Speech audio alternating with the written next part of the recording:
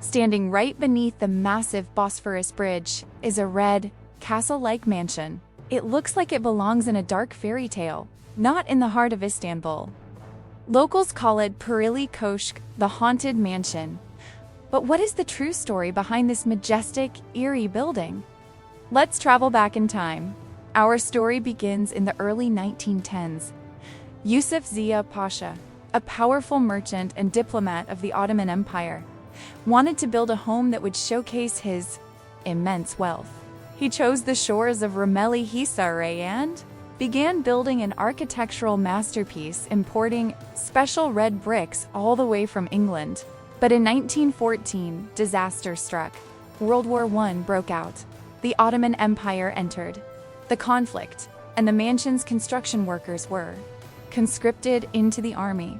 As construction halted instantly, Yusuf Ziya Paşa faced financial ruin. The upper floors of the massive building were left empty and unfinished for decades. With the wind howling through the empty, windowless floors, rumors spread. Locals claimed they saw shadows moving inside, whispering that ghosts and fairies lived there. There is also a legendary romance. They say the Pasha was obsessively jealous of his beautiful wife.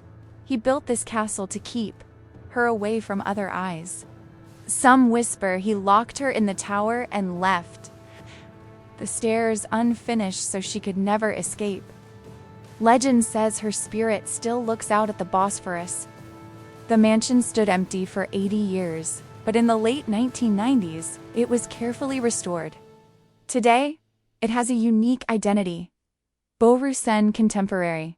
By weekday, it is a bustling corporate headquarters.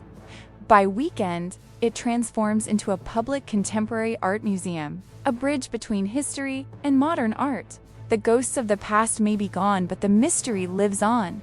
Would you spend a night in this mansion? Let me know in the comments and don't forget to subscribe.